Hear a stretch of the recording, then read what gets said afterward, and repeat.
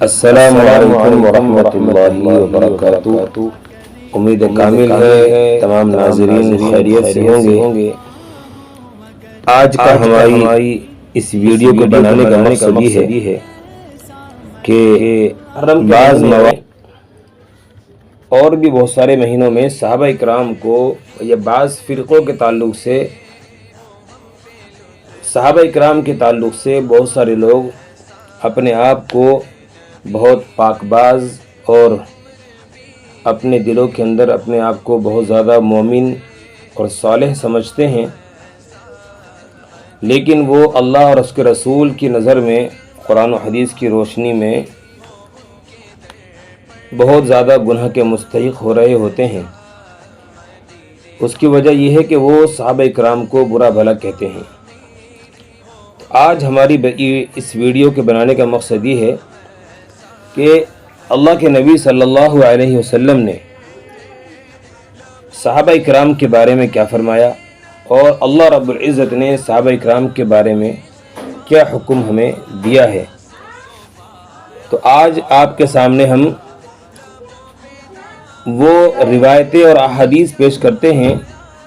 جو اللہ کے رسول صلی اللہ علیہ وسلم سے ہم تک پہنچی ہیں، اور جو لوگ صحابہ اکرام کو برا بھلا کہتے ہیں ان کے منہ پر بھی یہ ایک تماچا ہوگا کہ ان کو اگر تھوڑی بہت شعور اور عقل و دانش وہ اگر رکھتے ہوں گے تو وہ اس ویڈیو سے سمجھ جائیں گے کہ صحابہ اکرام کو ہمیں اپنی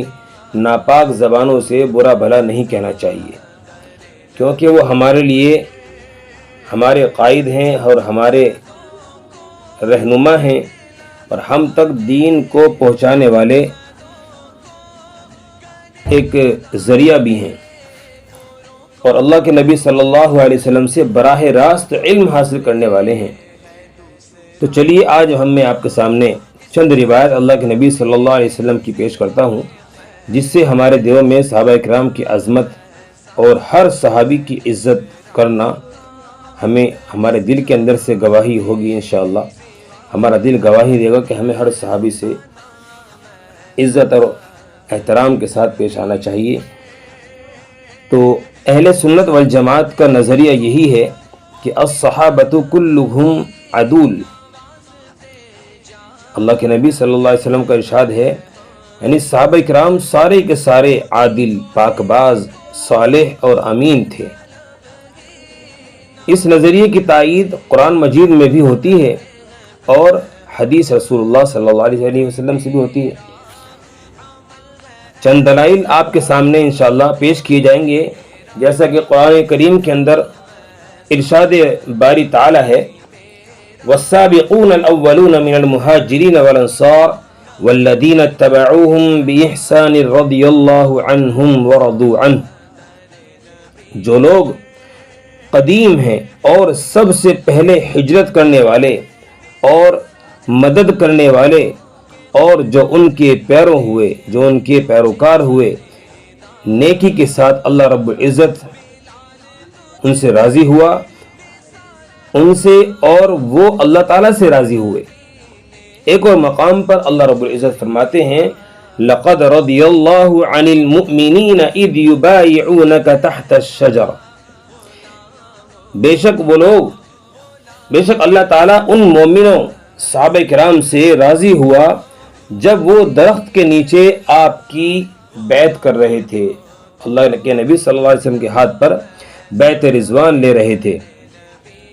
تو ان دونوں آیتوں سے اللہ تعالیٰ نے صحابہ کرام کی شان اور مرتبے کو بیان کرنے کے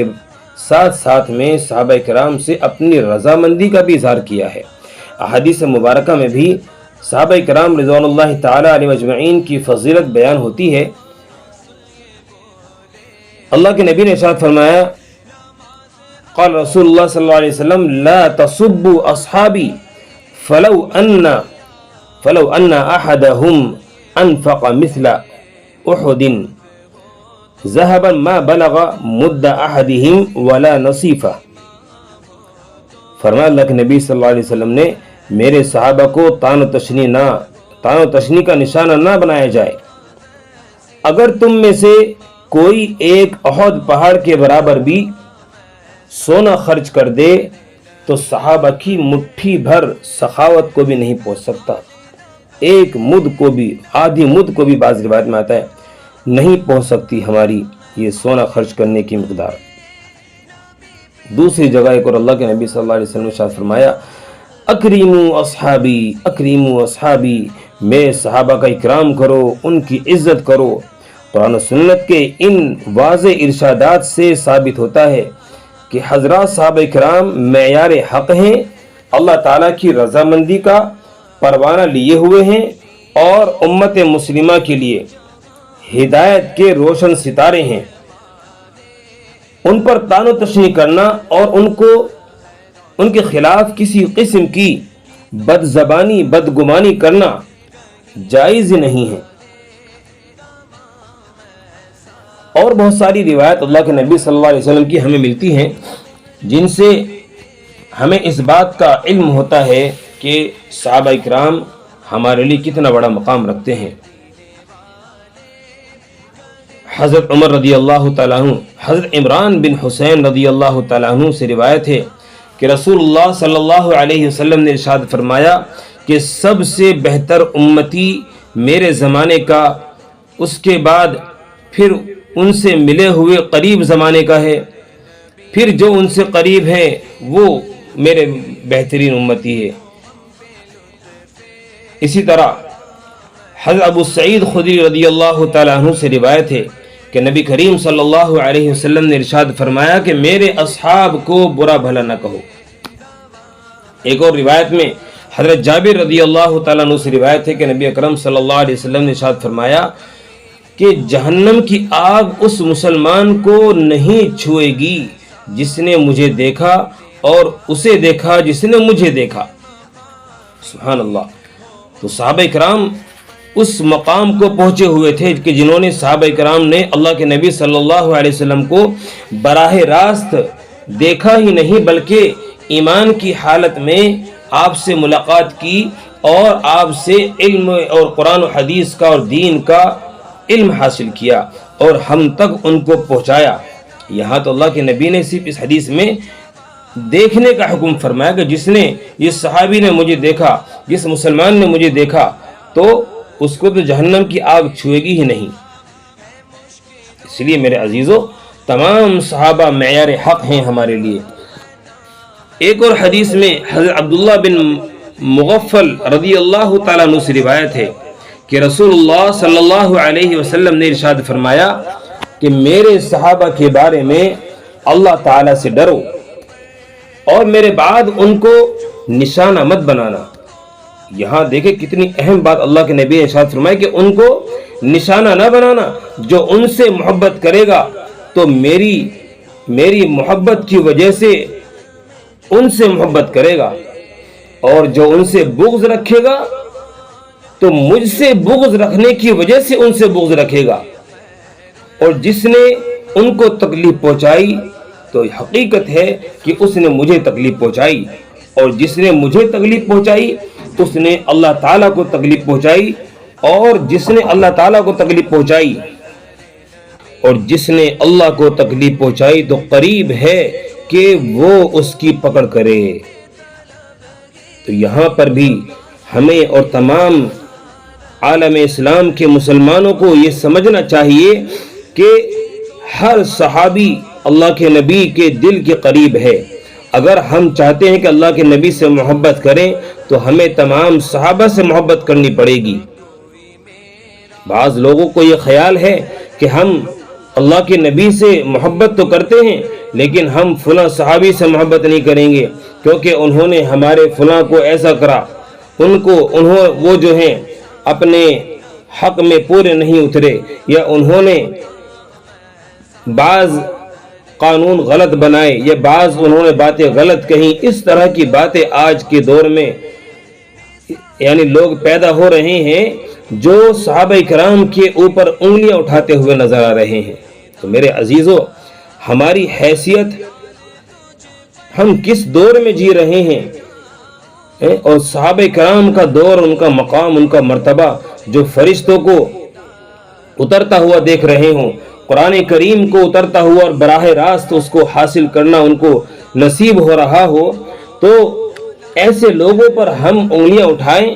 تو یہ ہمارے لیے کتنی ہی بے شرمی کی بات ہوگی، اس کا ہمیں اندازہ نہیں ہے۔ رسول اللہ صلی اللہ علیہ وسلم نے ارشاد فرمایا کہ میرے صحابہ ستاروں کے مانند ہیں، تو جس نے بھی ان کی اتباع کر لی وہ ہدایت پا جائے گا۔ آپ علیہ السلام نے بالخصوص خلفائے راشدین حضرت ابو بکر صدیق رضی اللہ تعالیٰ عنہ، حضرت عمر فاروق رضی اللہ تعالیٰ عنہ، حضرت عثمان غنی رضی اللہ تعالیٰ عنہ اور حضرت علی رضی اللہ تعالیٰ عنہ کے بارے میں ارشاد فرمایا، یعنی میرے خاص خلفائے راشدین کے ساتھ ایسی کوئی بات کرنا جو ان کو تکلیف پہنچتی ہو، تو یہ میرے عزیزوں صحابہ کرام کے ساتھ جو ہم کر رہے ہیں ہمیں اس سے بچنا چاہیے، اور ہمیں اپنے ایمان کا محاسبہ کرنا چاہیے کہ آج ہم کس دہانے پر کھڑے ہوئے ہیں، کہ ہمارے علم و فہم کا کیا موازنہ صحابہ کرام سے، ہمارے اعمال کا کیا موازنہ صحابہ کرام سے، ہماری نمازوں کا کیا موازنہ صحابہ کرام سے۔ میرے عزیزوں ہم ان پر انگلیاں اٹھائیں کہ عمر رضی اللہ تعالیٰ عنہ ایسے تھے، ابو بکر رضی اللہ تعالیٰ عنہ نے یہ کیا ہے، تو میرے عزیزوں اس وقت کے جو صحابہ تھے وہ ان سے خوش رہے اور اللہ کے نبی ان سے خوش رہے، تو ہم کیا اپنے آپ کو ثابت کرنا چاہتے ہیں؟ اس لیے میرے عزیزوں خدا کے واسطے ہمیں ایسے الفاظوں سے بچنا چاہیے اور صحابہ کرام پر انگلیاں اٹھانے سے ہمیں بچنا چاہیے، کیا پتہ ہمارا ایمان پر خاتمہ ہو یا نہ ہو۔ اللہ رب العزت نے ناراضگی کا اظہار فرمایا، اللہ کے نبی نے فرمایا کہ جس نے مجھے تکلیف پہنچائی میرے صحابہ کو تکلیف پہنچائی، میرے صحابہ کو تکلیف پہنچائی، مجھے تکلیف پہنچائی،